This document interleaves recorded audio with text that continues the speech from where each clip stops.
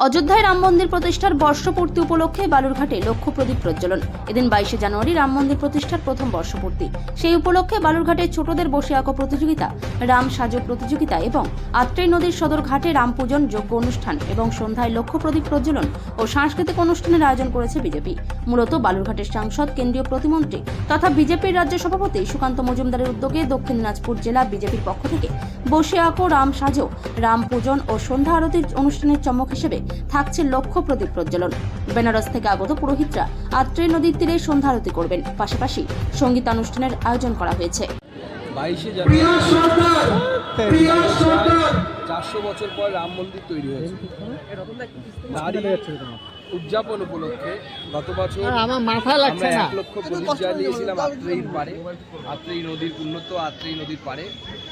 এবারও আমরা সেই ঘটনাকে কেন্দ্র করে তার 1 বৎসর উদযাপন কমিটির মাধ্যমে বিভিন্ন প্রোগ্রাম নিয়েছি। তাতে আজকে প্রথমে রামের, ভগবান শ্রী রামচন্দ্রের উপরে ভিত্তি করে ছবি আঁকো প্রতিযোগিতা বাচ্চাদের, তারপরে রাম সাজো প্রতিযোগিতা, তারপরে আত্রেয়ী নদীর তীরে সন্ধেবেলায় সাংস্কৃতিক অনুষ্ঠান এবং 1 লক্ষ প্রদীপ প্রজ্বলন এবং তার সাথে যজ্ঞ এবং অন্যান্য বিভিন্ন অনুষ্ঠান হচ্ছে।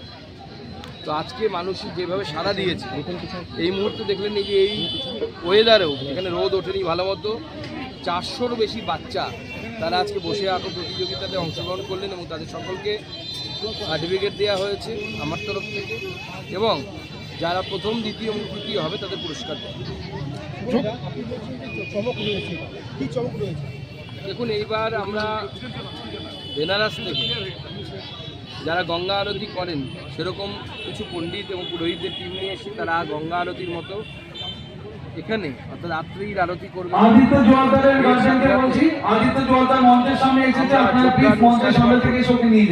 গতবার এত বৃহৎ আকারে কালচারাল অনুষ্ঠান ছিল, এবার কালচারাল অনুষ্ঠান হবে, এর সাথে সাথে বাজি প্রদর্শনীয় হবে এবং এটা একটা বিরাট বড় সাংস্কৃতিক অনুষ্ঠানের পরিসরের একটা বড় জায়গা করে নিয়েছে এই জেলা। আগামী দিনে জেলার বিভিন্ন জায়গায় এই ধরনের অনুষ্ঠান হবে বলে চা বাগান থেকে উদ্ধার মৃত যুবতীর দেহ, চা বাগান থেকে দেহ উদ্ধার হয়েছে। দেখুন, তদন্ত হলে হয়তো দেখা যাবে হয়তো তার সাথে কোনো অপকর্ম হয়েছে। কিন্তু বাংলার নিত্য নতুন ঘটনা, বাংলার মহিলা মুখ্যমন্ত্রীর উপস্থিতিতে একের পর এক রেপ আর মার্ডারের ঘটনা ঘটছে। দৈনন্দিন রুটিনে পরিণত হয়েছে রেপ অ্যান্ড মার্ডার। মহিলা অসুরক্ষিত এই রাজ্যে অর্থাৎ পশ্চিমবঙ্গে। মমতার সভাতে থাকতে পারেন জনবাল্লা, আলিপুরদুয়ারের প্রাক্তন সাংসদ জনবাল্লা। দেখুন, যে কোনো ব্যক্তি কোন রাজনৈতিক দল করবেন না করবেন সেটা তার ব্যক্তিগত ব্যাপার। জনবাল্লা আমাদের মন্ত্রী ছিলেন, আমাদের হয়ে ভোটে দাঁড়িয়েছিলেন, এবার তাকে পার্টি কোনো কারণে টিকিট দেয়নি, সেই জন্য হয়তো তিনি একটু মনক্ষুণ্ণ আছেন। তবে আমার বিশ্বাস ও আমরা চেষ্টা করে যাব শেষ পর্যন্ত যেন উনি ভারতীয় জনতা পার্টিতে থাকেন। বাঘা যতীন বেলঘুরিয়ার পর কৃষ্ণপাড়া রোড, ফের শহর কলকাতা হেলে পড়ল আর একটি বাড়ি। না, এখন তো পিসার হেলানো মিলারের থেকে পিসির হেলানো বাড়ি দেখতে সব লোকজন ভিড় জমা।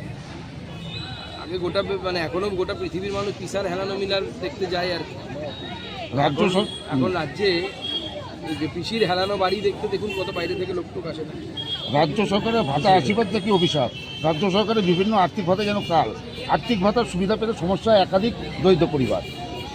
না, সে তো আর্থিক ভাতা মাননীয় মুখ্যমন্ত্রী দিচ্ছেন দিন, কিন্তু যাদের পাওয়ার কথা তারা পাচ্ছে কি, এবং তার সাথে সাথে যে অসুবিধাগুলো হচ্ছে সেই অসুবিধা দূরীকরণের ব্যবস্থা কী আছে, এবং তার থেকেও বড় কথা ভাতা সাময়িক মানুষকে রিলিফ দিতে পারে কিন্তু ত্রাণ দিতে পারে, কিন্তু পরিত্রাণ তো নয়। পরিত্রাণের জন্য কর্মসংস্থান দরকার। কর্মসংস্থানের প্রচেষ্টা কোথায়? কর্মসংস্থানের তো কোনো প্রচেষ্টা নেই। সকালবেলা থেকে প্রচুর মানুষ শুধু কাজের খোঁজে আমাদের কাছে আসে। হেড সীমান্তে